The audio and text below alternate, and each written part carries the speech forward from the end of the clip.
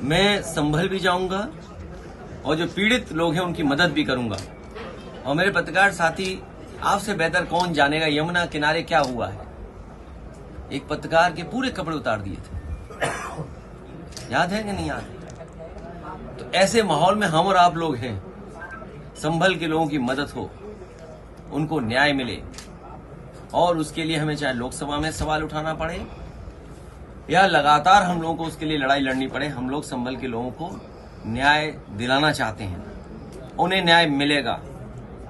जो संविधान या जो आर्टिकल कहता है प्लेसेस ऑफ वर्शिप एक्ट, उसको भी नहीं सरकार मान रही है। क्या खोदना चाहते हैं आप?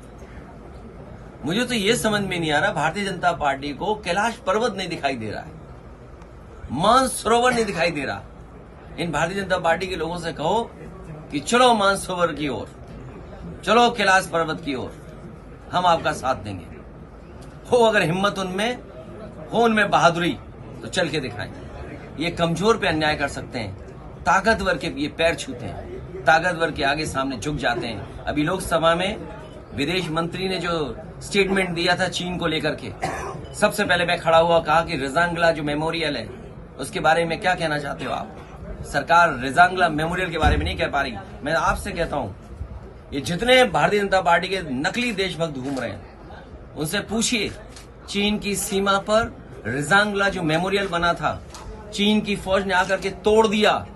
क्या ये भारतीय जनता पार्टी के लोग उसी जगह पर रिजांगला मेमोरियल बनवाएंगे कि नहीं बनवाएंगे? और मैं ये दावा करता हूं आपसे, भारतीय जनता पार्टी के लोगों पर कोई जवाब नहीं होगा।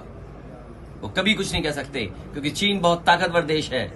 भारतीय जनता पार्टी की हिम्मत नहीं है उनके लोगों को कि जाकर के कुछ अपने रिजांगला के बारे में कह दें, कैलाश पर्वत के बारे में कह दें, मानसरोवर के बारे में कह दें। और मैं आज आपके सामने कह रहा हूं, ऑन रिकॉर्ड कह रहा हूं, वो दिन आएगा जब चीन आपको मानसरोवर नहीं जाने देगा, कैलाश पर्वत की ओर नहीं जाने देगा, क्योंकि उन्होंने बड़े पैमाने पर मिसाइल्स का कारखाना वहां लगा दिया है। ये बात अगर गलत है तो बीजेपी के लोग कहें आकर के। केवल 12 किलोमीटर सड़क बनी थी, नेपाल ने आपके खिलाफ खड़ा कर दिया था। नेपाल को चीन ने लिपू लेक को लेकर के 12 किलोमीटर सड़क बनी थी, अगर आपको याद हो, नेपाल को आपके खिलाफ खड़ा कर दिया था।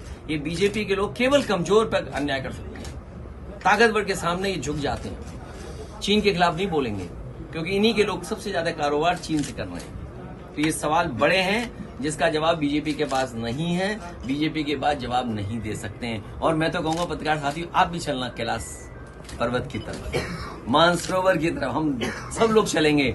आगे आगे बीजेपी वाले, पीछे प्रेस वाले, और प्रेस वालों के पीछे समाजवादी लोग चलेंगे, जिससे आप लोग लौट ना पाओ, आपको धक्का लेकर के पहुंचा गया है।